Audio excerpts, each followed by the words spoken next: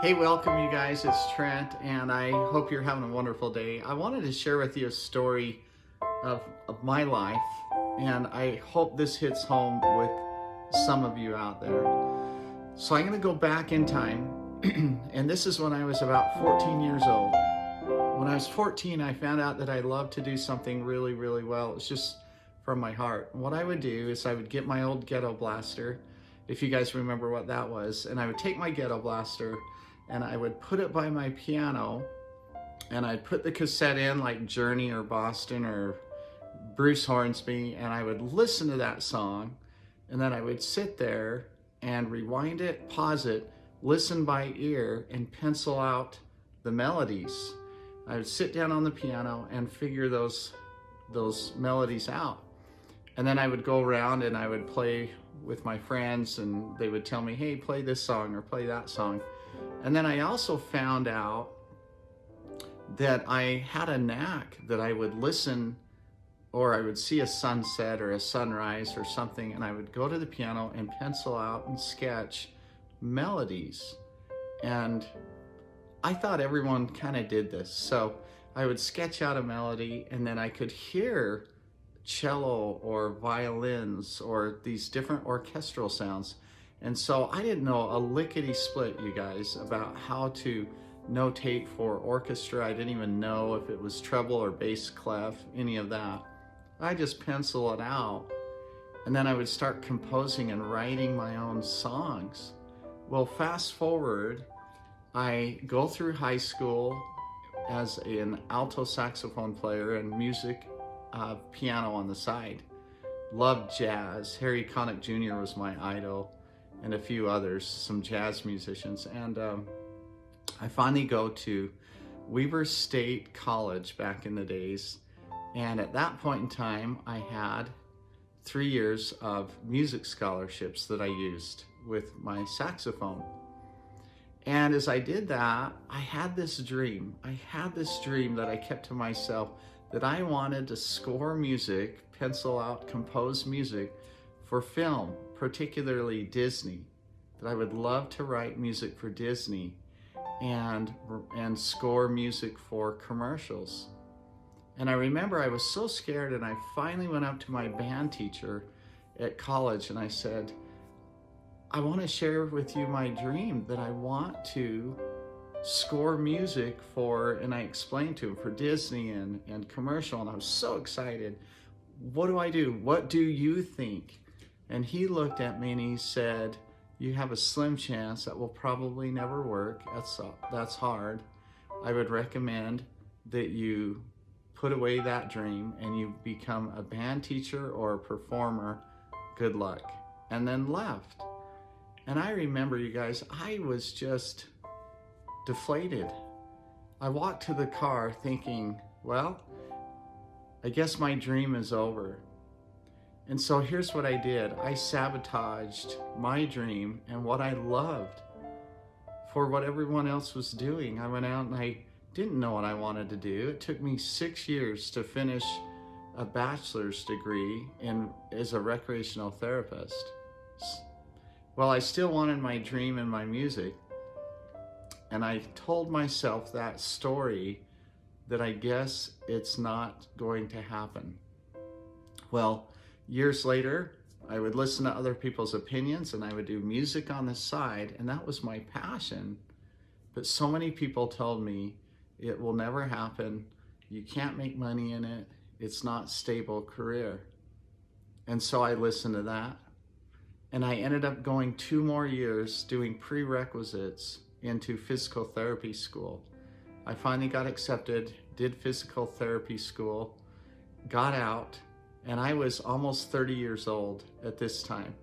And music's on the side, and I'm still dabbling with it. But I told myself, I will not be successful in music. And so as the years went on, this is why I want to share this with you, is I always had that dream, and I would find out that I would build a studio wherever we lived. When the kids were asleep, I would compose music. I remember we were in a small town doing physical therapy, and I was asked to score a production for this for this gig that they were doing, this event. And I did it, and it was so much fun, and I loved it. So I would be performing on the side and doing projects here and there. But again, I had a story that said a certain thing. So years later go by, and I'm, quote, stable, but something was happening. I was literally driving myself insane. I told myself, well, that will never happen. And as years went on, I even moved to Washington State to see if I could feel better about my physical therapy career. And I found myself one day looking out the window in between treating patients. And I had all these charts to dictate and to write. And I remember thinking, what am I doing with my life? We just had Ethan, our third child. And we finally just paid all our debts off, didn't own a home, school was paid for. I'm in Washington State, and I'm at a low point in my life. And I was covering it up. And I finally remember I went down one night to the kitchen, and my sweetheart had just tucked our little infant in bed. And I said to her, Andrea, what do you think if we sell everything and we go to music school? And she looked at me without hesitation and said, it's about time. And I was choked up. I was blown away. I couldn't believe it. With all the bouncing around with physical therapy and whatnot, and she was so supportive. So I was in my early 30s, and we sold everything, and we moved from Washington to Colorado to go to Lamont School of Music so I could learn composition and commercial and all that fun stuff. Well, here's what happened. We pick up, we go, we sell everything. A lot of people said, what are you doing? That is not stable. They couldn't believe what I was doing. But for the first time, I said, I'm gonna do it. So we leave to go to Colorado. We get there, not even knowing where we're gonna live. We had a few months of money to hold the fort, if you will. I started working 3 jobs. I was working Pepsi in the night. I was doing a newspaper route at 2 in the morning. And those were tough times. And then I would do physical therapy on the weekend. Well, long story short, I never finished that degree. I was ready to go into Lamont School of Music and didn't do my homework to find out I already had a bachelor's degree, and it was another bachelor's, and so we couldn't get any aid or support. So we had to abandon that dream, and we waited in Colorado for 1 more year to get residency. Then I moved over to Colorado University for their composition program.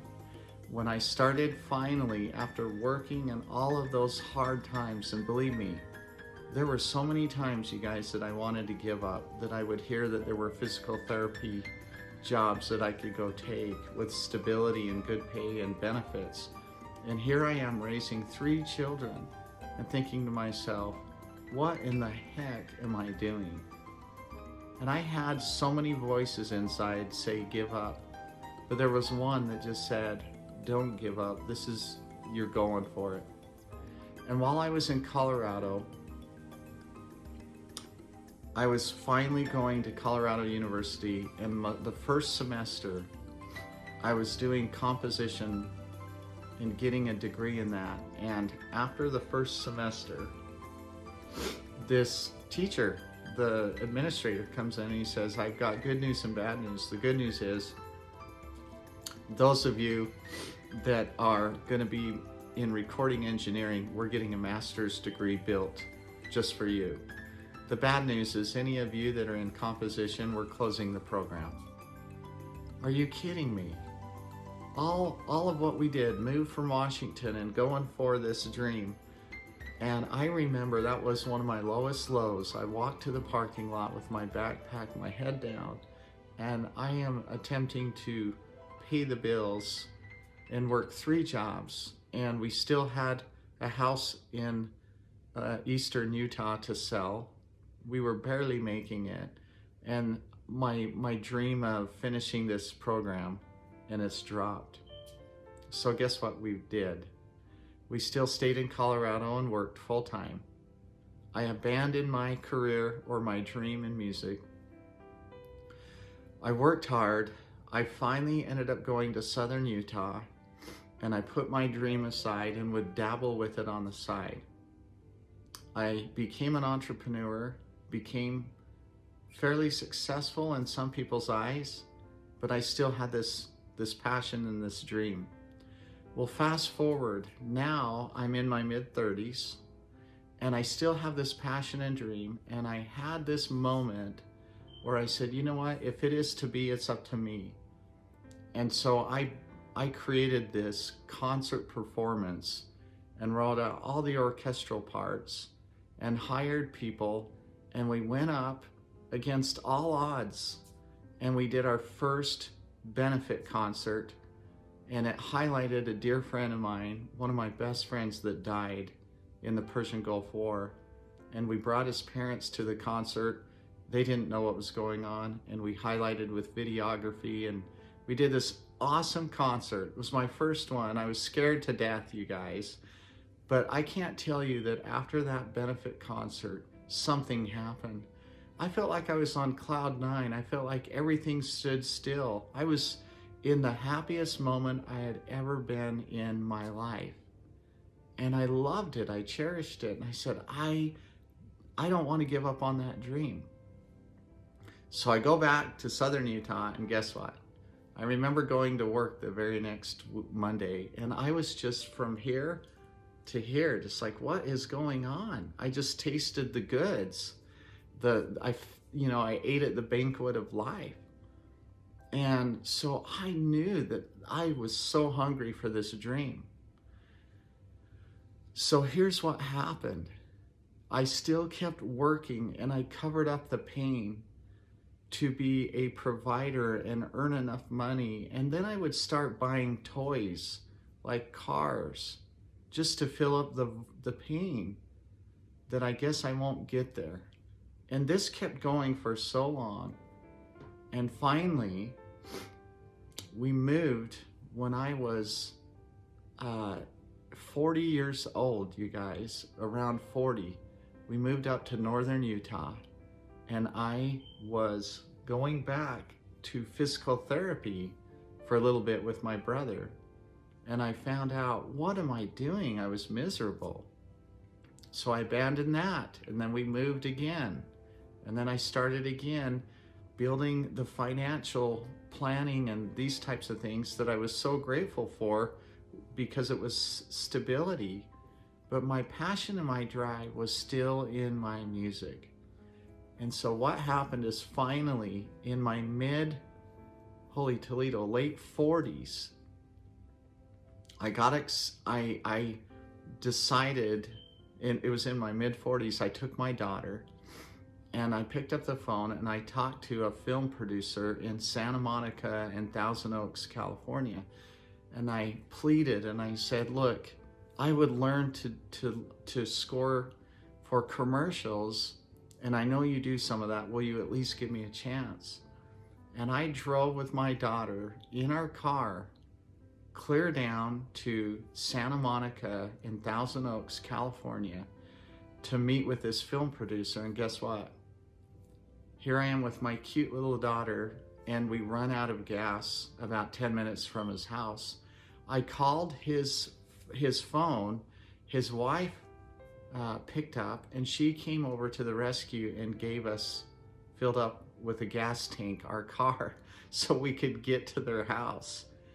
I stayed with them. He let me stay with them for 2 days, and he was so kind that he let me shadow him as he would show me how he would make films and commercials. And I poured out my heart, and he stayed up with me that night after work when he came home late for 3 hours, giving me tips, and I couldn't believe it. I was so grateful. So I drove home with my daughter, and I kept doing my work, my job, my employment work, and at least I took action. Well, here's what happened. About 6 weeks later, he called while I was at the airport and he said, I'm going to give you a shot of at the title. I couldn't believe it. He's giving me my first commercial that I get to learn to score. And you know what? I did it. And I was a little runt, not knowing anything, but I pulled it off. And not only that, but a few weeks later, he called me up and said, I'm going to give you another commercial. And I did that. And I felt like I'm in heaven, I'm doing this thing. And the momentum started going. But there was one time where he called and he said, now, do you do this full time? Because I need you at my beck and call. And I said, I don't. This is on my side. And I didn't want to lie. And there was a big pause. Then he said, okay, I'll get some other composers that are at my beck and call. So that's what happened.